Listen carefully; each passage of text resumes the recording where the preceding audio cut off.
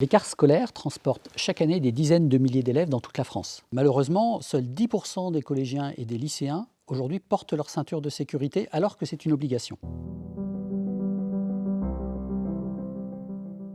Aujourd'hui, les accidents de car, c'est une réalité. Les cars ont des accidents, se couchent et les élèves peuvent être éjectés ou passer d'une partie haute du car à la partie basse. Et donc, ce sont des accidents qui peuvent être graves, voire mortels. Et d'ailleurs, les préventeurs et les opérateurs de transport scolaire ont mis en place depuis des années des campagnes de prévention et de sensibilisation pour favoriser le port de la ceinture dans les cars. Malheureusement, le taux de port de la ceinture depuis des années reste à 10%. Ces campagnes ne sont pas aussi efficaces qu'on pouvait l'imaginer. Au regard des effets relativement neutres de ces campagnes, on s'est dit qu'on allait aborder cette question du port de la ceinture dans les cars scolaires d'une manière un peu différente et on l'a abordée par l'angle des sciences comportementales. Lorsqu'on prend une décision, on a le sentiment d'avoir pris une décision réfléchie, structurée, pensée.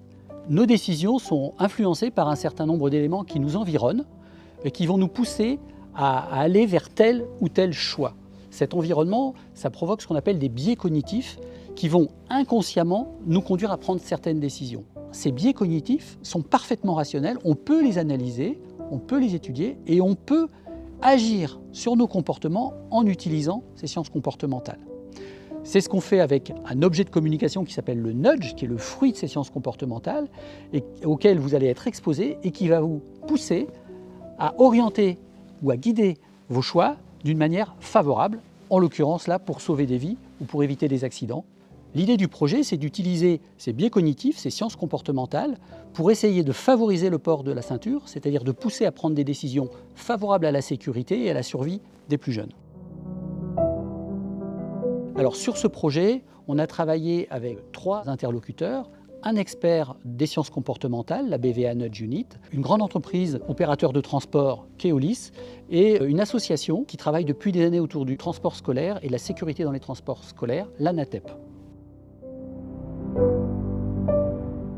Pour fabriquer un nudge, on a d'abord une phase d'idéation qui consiste à rassembler l'ensemble des parties prenantes. Dans le cas présent, les chauffeurs de car, les élèves transportés, les enseignants, les parents d'élèves. Et on va essayer de comprendre quels sont les mécanismes, les biais cognitifs qui vont les conduire à ne pas porter la ceinture. Une fois qu'on a compris ces mécanismes qui vont provoquer ces comportements, on va pouvoir imaginer un certain nombre de nudges pour contrer ces mécanismes et pour justement influencer différemment les adolescents. Ensuite, on va sélectionner parmi cet ensemble, alors on en a souvent plusieurs dizaines de nudges, on va sélectionner une demi-douzaine de nudges qui semblent les plus accessibles, les plus faisables, les moins coûteux, et on va les tester sur le terrain. À titre d'exemple, on peut citer ce qu'on a appelé le Malassi, qui est en fait un fourreau flashy qu'on va clipser sur une ceinture qu'on va en partie dérouler sur une trentaine de centimètres. Les adolescents ne peuvent pas l'ignorer, donc là on touche à ce qu'on appelle le biais de science. On ne peut pas dire « je ne l'ai pas vu », on ne peut pas le louper. Et puis l'autre effet, c'est qu'on va jouer sur le biais du choix par défaut. C'est finalement que ce fourreau, il va nous gêner parce que soit on s'assoit dessus, il va gêner, soit on ne le met pas, on l'écarte, mais il va gigoter pendant tout le transport et ça va, tout s'accumuler, va favoriser le fait de mettre la ceinture. L'association des nudges les plus performants donne un résultat qui est très satisfaisant puisque le taux de port de la ceinture chez les 11 à 15 ans est passé de 10% à 24%. Donc on voit que les résultats sont plutôt spectaculaires et d'ailleurs Keolis, dans la région Rhône-Alpes, commence à généraliser ce dispositif dans les transports scolaires.